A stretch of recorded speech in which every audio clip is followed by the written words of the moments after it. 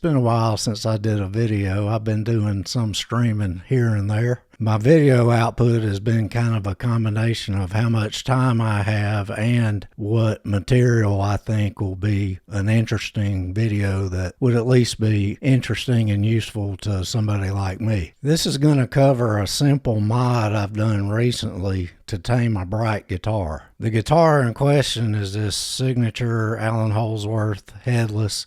It's back from the Carvin days. I had it custom spec'd and built, and I've had it for a while. I haven't been playing it a lot recently because I don't know if my ears have changed, if they've gotten more refined, or it could be they've gotten worse. Increasingly, this guitar had an inherent brightness to it that I just could not dial out no matter what I did.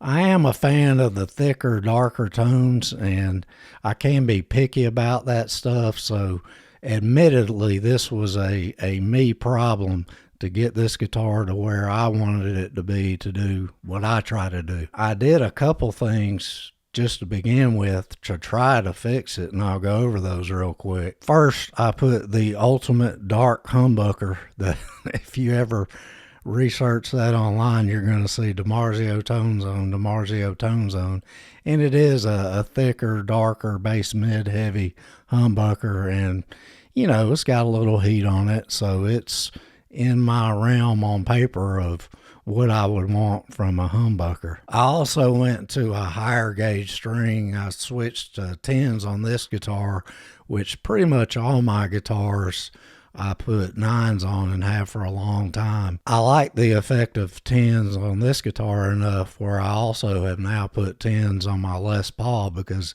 you know, scale length and all that, and it's made it much more dialed in to how I play. The other positive effect of going up in gauge is this guitar is a Ferrari, man. It's set up to play really fast, and if a guitar is too shred set up, I get sloppier. I have to have a little bit of resistance because I don't need help being any sloppier than I am.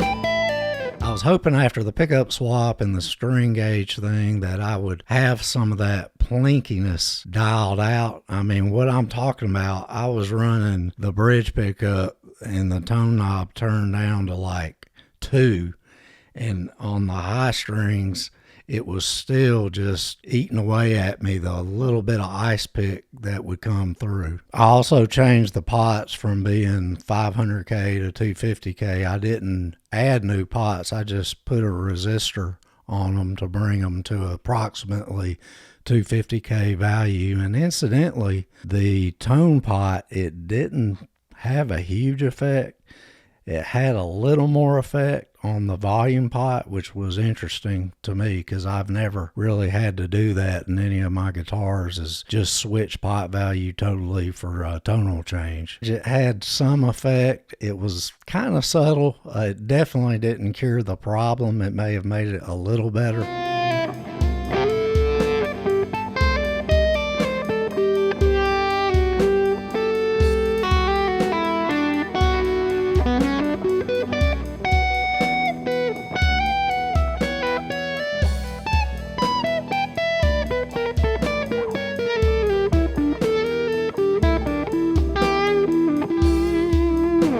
And that made me start really researching other things I could do possibly to tame this guitar, because I was actually at the point where I was thinking of trading it. It was getting there. So I'm going to go over the mod I did, and it is a simple, easy mod. If you can change pickups, that's harder than what I'm about to go over. But I will tell you, it's more of a sledgehammer approach than a scalpel approach. And some people may even look at what I did and they're like, dude, what in the, why would you not do something more intricate and less powerful to the overall tone of everything? And my answer to that is that's just really not my personality, particularly if I'm attacking a problem that's gotten on my nerves, that I've tried to do little things to solve.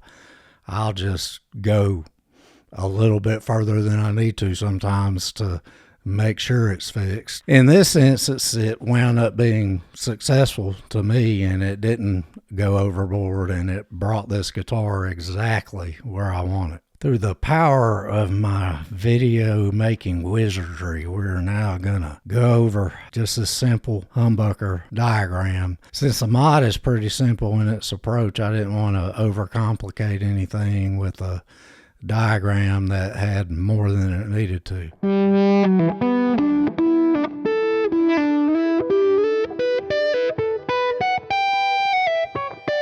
As we're looking at this diagram, I want to draw your attention to the side with the output that's all the way over there. You have the blue wire running from the volume pot to the output jack, and the output jack is that furthest thing over.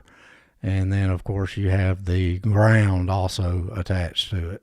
So that's the black wire going to the output jack. Now I'm going to bring up my illustration of my super duper simple but effective mod. Bam, there it is. So I put a big red circle on it, and you can see some of my graphic design skills are fully in display. So what we're looking at in that circle is a capacitor wired in with the overall output of the whole guitar. In the diagram, the capacitor is this little orange drop looking capacitor. I didn't use an orange drop. I had to use what I had as far as the values that ended up being what I stuck with. But you can see one leg of the capacitor is on the output coming from the volume, the blue wire, and the other leg is going to ground. And this is the point where I also need to throw the disclaimer out. I'm not an electronic guru. I'm not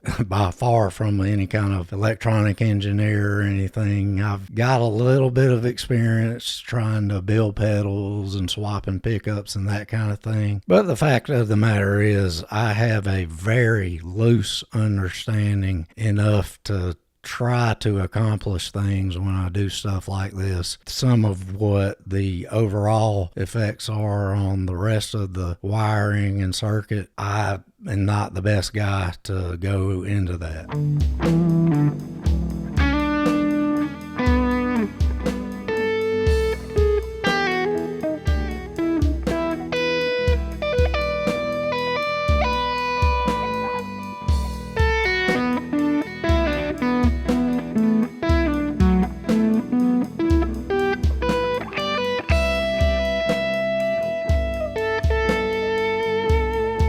The dumbed down way I had to think about this to kind of wrap my brain around it a little bit is to think about the tone control in your guitar, which incidentally, that was another change I did before all this. I raised the value of that cap and it didn't do a whole lot. Anyway, when you're using your guitar tone control, let me see if I can say this without saying it patently incorrectly. You're introducing the capacitor the further that you roll it down to dump more high end to ground. That's my layman speak version of what the tone control does and what the tone capacitor is doing with the tone control. Just for the sake of me trying to be as accurate as I can with my limited knowledge, the difference between the tone control capacitor and the capacitor mod that I threw in here in the red circle is your tone control. The pot is a variable resistor.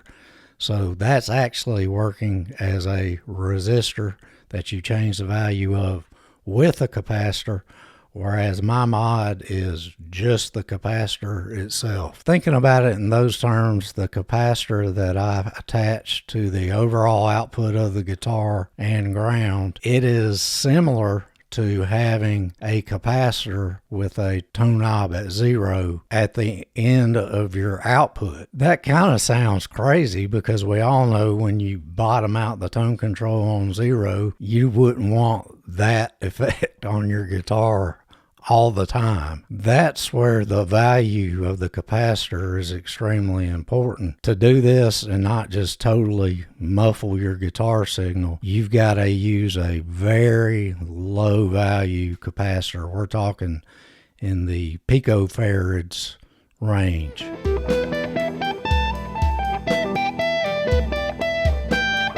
I was really researching, trying to figure out what value would be best, and then I wanted to use the capacitors I had on hand. I mean, I've got a pretty good variety. There was no guarantee I would have the right value on hand. Those two factors, as far as the audio effect I was shooting for and the capacitors I have on hand right now, it landed me on a value that was probably higher than what was normally recommended for any mod using this kind of concept. But again, I was not shooting for subtle. I was shooting for a meaningful change to the brightness of this guitar. I started with a 1000 picofarad capacitor, and initially I just alligator clipped it in, and I immediately noticed there was some change. And it wasn't like, oh my gosh, my guitar is muffled. It was a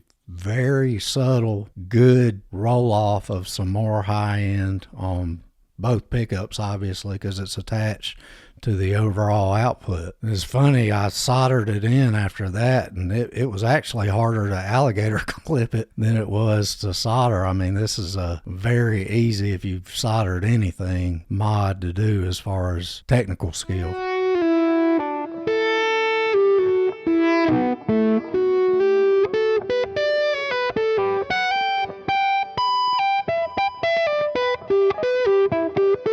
The 1000 PF capacitor really had a good effect, but again, it was subtle and I wanted more.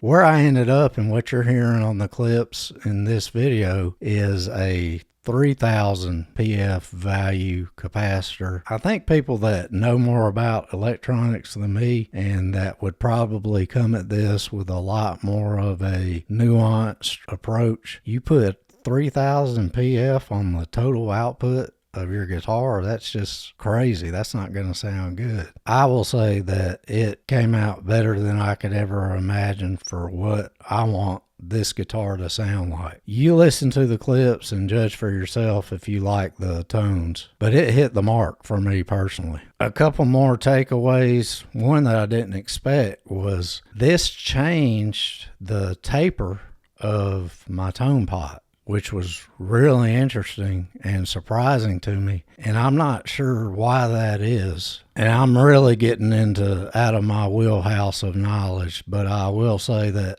doing this, throwing a capacitor in this manner, does have an effect on the resonant frequency of the pickups. I can't remember if it shifts it or makes it higher, but it does have an effect on the resonant frequency of your pickups. Anybody with more electronic knowledge than me, I welcome you to come in and correct or add or change anything I'm saying, that especially if I'm saying something wrong, I'm not above being corrected.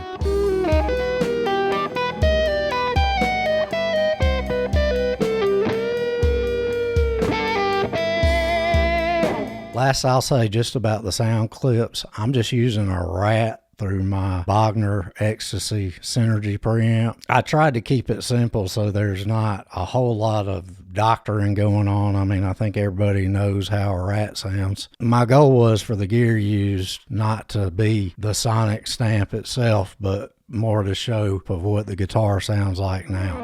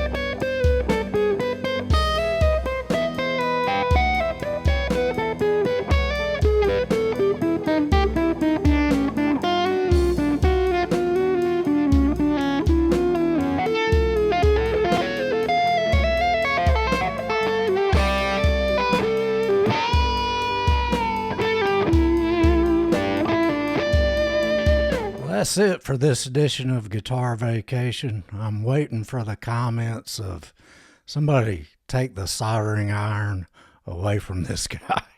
But hey, whether you're modding stuff to chase that sound in your head or you're getting enjoyment out of playing the gear you have and know and love, that's what it's all about. And having fun playing the guitar, having fun with the guitar in our hands. Happy guitar vacation to you, and we'll holler at you soon. Later. I don't have time in the middle of that to sit and think, oh, I better hit the E string this particular way so it doesn't sound like a rusty banjo. Or that's kind of what I was dealing with.